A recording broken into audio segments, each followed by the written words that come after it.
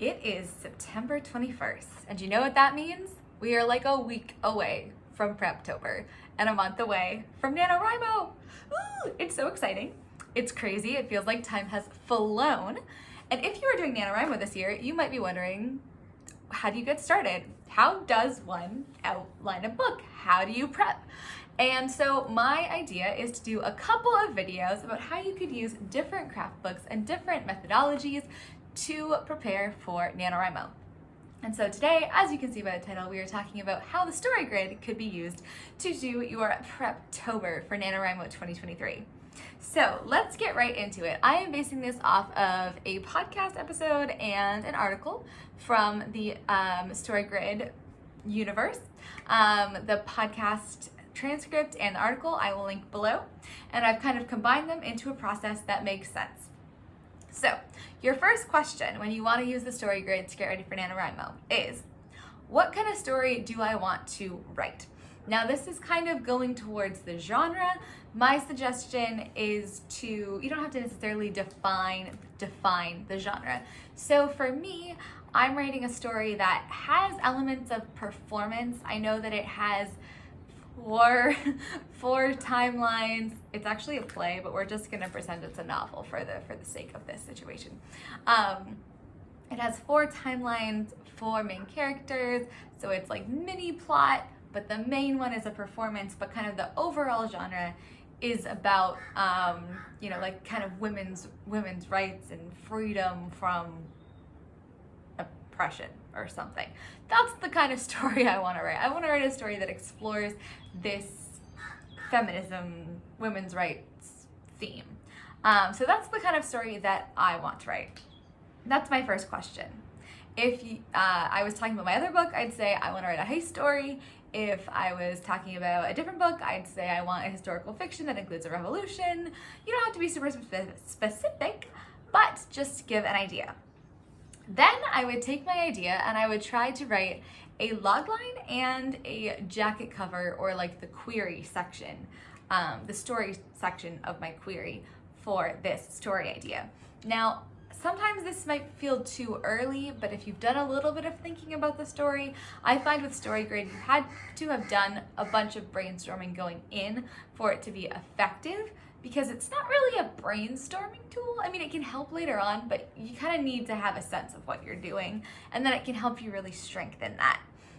So I have a bunch of videos on brainstorming. I would suggest getting a bunch of brainstorming material, and then coming over here and saying, okay, how do I order this together? Let's start with the logline and the jacket copy. A good way to do this is to read the loglines and jacket covers for 10 similar books, and then kind of use that to set up yours. You can also use that thing that you write to kind of identify your beginning hook and your middle build. So it usually goes up to around the middle build, maybe the 75% mark in the story, the jacket cover. So it doesn't cover the climax, doesn't give away the ending. So you kind of have an idea of how to structure it. So once you have your, so for example, I have one that's like the help I'm thinking of. I'm kind of skipping a step, but if I was to say, okay, the help is, it starts, the middle build is Skeeter connecting with all of these different maids who work in the homes of white ladies, and they get the idea to write the book, and she's really trying to convince them to take the risk to give her interviews. That's kind of like the very sketchy beginning hook. She decides to write it. Middle build, she's trying to get people on board to tell their stories. Then I would go and I would say, can I get a sense of the ending payoff from that? Well, from the help, if I was using that example, I would say, yeah, the ending payoff is going to be, either this book gets published or it doesn't. Either the maids get on board and they have enough stories, or they don't. And that's kind of where I would go, doing that for my own story. After that, it's time to dive deep in character. And this article I found about outlining from the story grid has one of the best character sheets I have ever seen. And so I am going to read it to you. I highly suggest using it. I'm very excited to use this in my next project. And it's super good. So it has, 7 questions? 7 questions. So the first one is the external want. What does your character want? The second one is the internal need. So what does the character need? This is driving their internal genre. There's lots of beautiful information you can find about this online, but it could be something to the effect of, you know, the character wants to win the prize, but they need to discover their own self-worth. 3 is origin story. I don't love the wording of this, but basically, if you combine this with the ideas of story genius, you could think of this as those 3 key scenes that she suggests you write in order to get a sense of where your character's misbelief came from. So I would replace origin story with the story grid, or not story grid, with the story genius 3 scenes. And you can read all about that. I have a review of Story Genius as well. Highly recommend that book as a supplementary outlining tool. So we have the origin story. Number 4 is a harmful idea. So this is the misbelief, the shard of glass, the whatever you call it, the thing that they're thinking that they believe, that the lie they believe that is keeping them from living a fulfilling life. Again, Story Genius has a beautiful explanation of this, as does StoryGrid. And in StoryGrid's view, this is basically the opposite of the controlling idea. So that's directly related to the StoryGrid genre, right? So if it's like, if your controlling idea is we gain love when we sacrifice for others, your main character might believe, you know, like, there's no point in sacrificing for other people because they will never love you. That would kind of be your harmful idea, the opposite. Again, if you're thinking of Save the Cat, they call it learning the theme. If you're thinking of The Anatomy of Story, this is kind of like your moral thing. They're all connected. They all use the same thing with the same terminology, more or less. It's what resonates with you. Then there's 5 consequences and stakes. So what's at stake for your antagonist and for your protagonist? What's at stake for this character is the question. 6 is the hook. And that's what's ironic about your character and their situation. I really like this as a part of a character sheet. I have never seen the hook before, or asking what's ironic about the character and their situation. I love it. Why is your character the worst or the wrong choice to be dealing with the circumstances they're in? Why does this make them more interesting? And can you push this? I love this. I can't wait to dive deeper into that concept, but I really think you could also, if you don't want to talk about irony, just think about like what makes this character super interesting. For my current work in progress, it's that my character is a like straight edge, very risk averse, kind of snitch, not kind of, she is a snitch, she tells on other people, and she ends up being involved in a big criminal heist. That's pretty hooky to me. It's interesting to explore anyways. And then number 7 is, what is your character's secret? What are they hiding from everyone else? And how is this negatively or positively impacting their progress? I highly recommend checking out that article. I will link it below. It is such good questions to ask your character and beats like everything out of a normal character sheet that I've seen. So the next step is to read over what you wrote. Is the genre still correct? And at this point, I would dive deeper into StoryGrid and select the actual genre. So for my heist story, according to StoryGrid, it would be a crime story. I disagree with that a lot, and I actually prefer John Truby's characterization of a heist story, but whatever. We're doing StoryGrid, so it would be a crime story.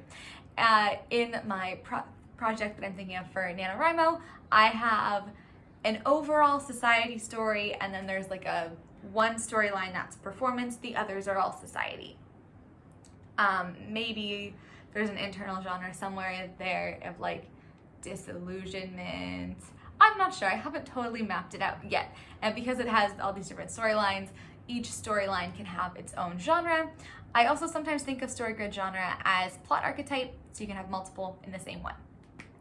Next is to choose a masterwork as a model. So that is something that you want to model your book after. I would choose The Help because it has that sort of big societal problem at the center and 4 storylines, and with one being a performance genre. You want to find something that fits very well. Then you go through and you write out the scenes that really stuck out to you in the masterwork.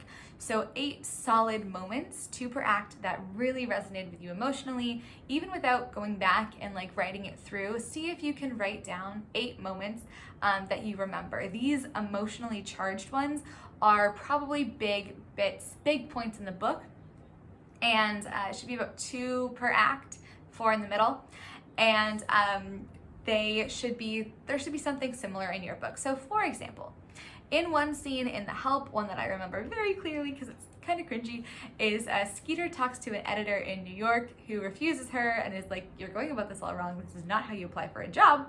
But the editor also helps her to see what she needs to do next in order to accomplish her goal.